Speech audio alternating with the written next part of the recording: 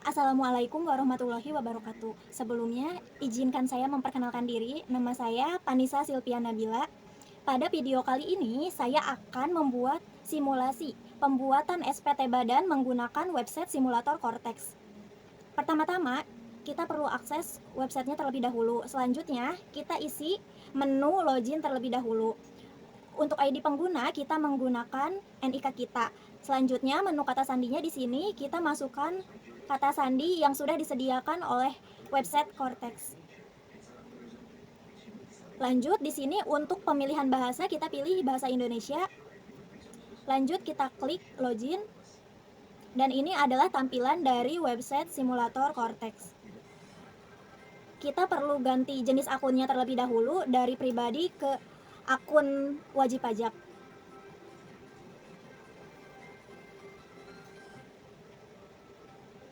Nah, di sini kita klik bar fitur menu surat pemberitahuan SPT. Nah, ini adalah isi dari bar menu surat pemberitahuan SPT. Di sini ada beberapa, yaitu konsep SPT, SPT menunggu pembayaran, SPT dilaporkan, SPT ditolak, lalu SPT dibatalkan. Pertama-tama kita buat konsep SPT-nya terlebih dahulu. Di sini kita harus melalui 3 tahapan. Tahap pertama, pilih jenis pajaknya terlebih dahulu. Di sini ada 3 pilihan. Saya pilih PPh badan.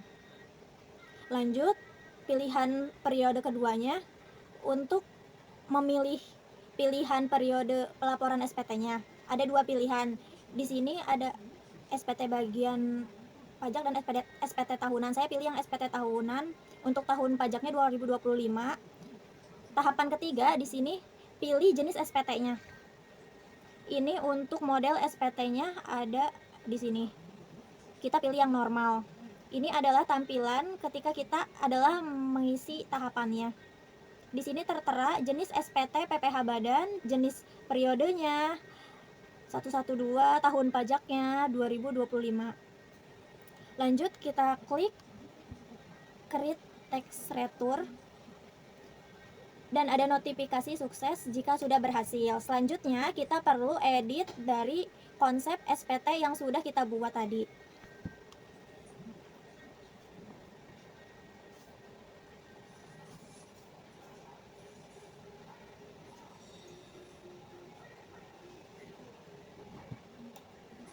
Kita klik mulai simulasi.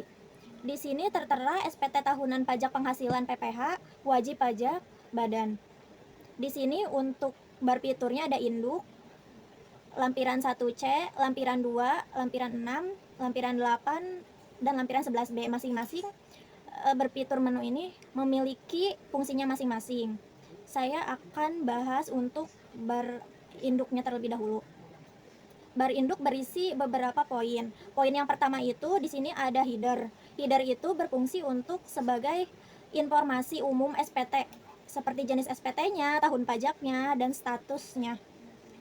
Nah, ini adalah untuk tampilannya. Adapun metodenya, di sini ada 2 metode pilihan, akuntansi berbasis kas, adapun akuntansi berbasis aktual. Saya pilih akuntansi berbasis kas, adapun SPT. Di sini disediakan 5 sampai 15 bukti potong. Oke, kita next. Di poin A ini ada identitas wajib pajak.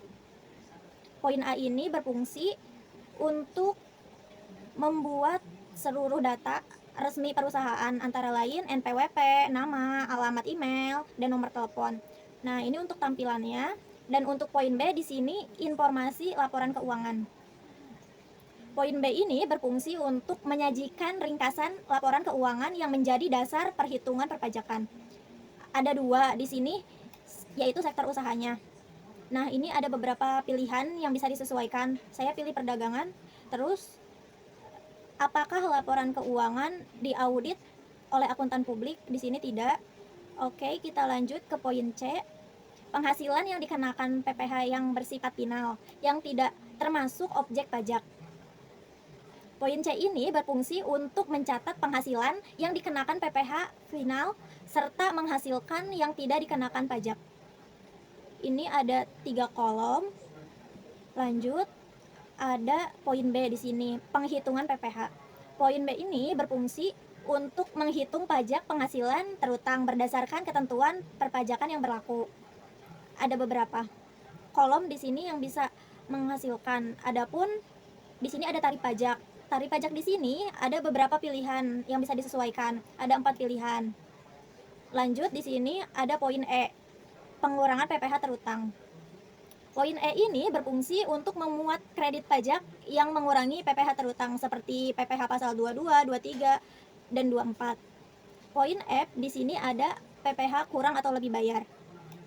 Nah, poin F ini berisi untuk menunjukkan posisi pajak apakah masih harus dibayar atau justru lebih dibayarnya. Lanjut, di sini ada poin 19B, informasi rekening. Nah, poin ini tuh berfungsi untuk melihat data rekening bank wajib pajak untuk keperluan restitusi. Lanjut, di sini ada poin G, penghitungan angsuran PPh pasal 25 tahun berjalan. Poin G ini berfungsi untuk menentukan besarnya angsuran PPh pasal 25 pada tahun berikutnya. Lanjut, di sini ada poin H, pernyataan transaksi. Poin H ini berfungsi untuk memuat pernyataan terkait transaksi tertentu gitu yang memiliki integrasi perpajakan. Nah, di sini ada beberapa kolom yang bisa disesuaikan. Nah, lanjut, di sini ada poin I, lampiran lainnya. Poin ini berfungsi untuk berisi dokumen pendukung, tambahan sesuai ketentuan perpajakan yang berlaku. Dan adapun di sini untuk tabel dokumen yang sudah kita upload nantinya. Dan poin J di sini ada pernyataan. Nah, pernyataan ini berfungsi untuk kebenaran dan keabsahan data yang ditandatangani oleh wajib pajak. Nah, di sini bisa disesuaikan berisi penandatangan wajib pajak atau kuasa wajib pajak. Adapun di sini untuk NPWP-nya, nama serta jabatannya. Oke, kita lanjut ke bar menu lampiran 1C. Nah, lampiran 1C ini berisi laporan laba rugi serta laporan posisi keuangan yang neraca.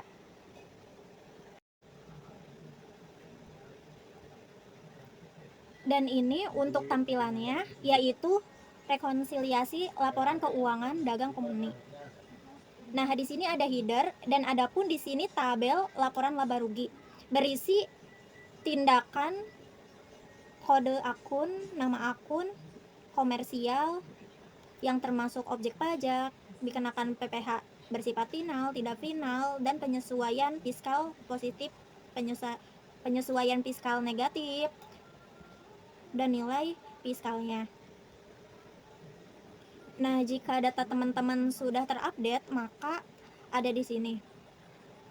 Lanjut, di sini ada tabel B, pelaporan posisi keuangan. Nah, di sini ada 2 tabel, yaitu yang pertama aset lancar dan liabilitas jangka pendek. Dan di sini adalah berisi data-data teman-teman dan diakhiri dengan jumlah asetnya berapa. Oke, kita lanjut ke lampiran 2. Nah, lampiran 2 ini berisi untuk daftar kepemilikan. Nah, tabel A di sini adalah daftar pemegang saham atau pemilik modal dan jumlah dividen yang dibagikan. Dan adapun poin B di sini untuk tabelnya yaitu berisi daftar pernyataan modal utang dan atau piutang pada perusahaan afiliasi.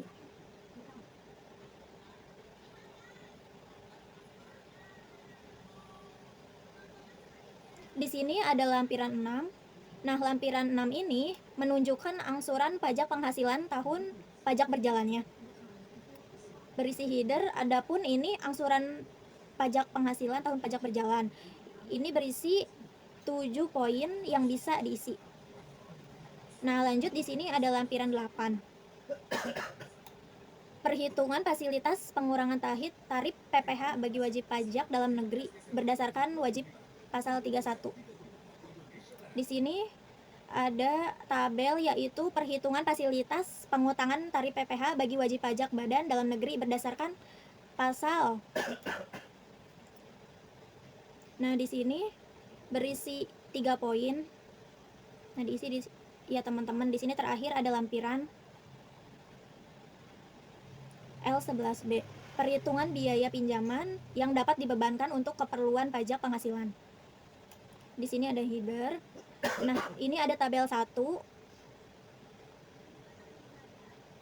Di sini ada 6 kolom yang bisa diisi, teman-teman. Lanjut, di sini ada kedua, yaitu janjian antara utang dan modal. Di sini ada perhitungan rata-rata saldo hutang, adapun perhitungan saldo rata-rata modalnya. Dan di sini ada penghitungan besar perbandingan antara utang dan modal. Di sini ada rumusnya. Perhitungan dan jumlah saldo rata-rata hutang dibagi jumlah saldo rata-rata modal. Dan ini adalah hasil nantinya. Dan di sini ada yang ketiga, yaitu penghitungan biaya pinjaman. Di sini untuk tabelnya berisi tindakan, pemberian pinjaman, saldo yang terdapat, dan lain sebagainya. Jika semua data sudah dimasukkan ke dalam kerangka bar menu di atas ini, jika lampirannya sudah diisi, maka terakhir kita perlu simpan konsep. Jika nanti kita akan mengeditnya, bisa langsung bayar dan laporkan aja. Kita klik bayar dan laporkan. Jika sudah, nanti otomatis untuk di tampilan SPT dilaporkannya, maka dia akan muncul di situ. Nah, ini untuk tampilannya. Jika sudah, ya, mungkin cukup sekian. Terima kasih. Kurang lebihnya mohon maaf. Wassalamualaikum warahmatullahi wabarakatuh.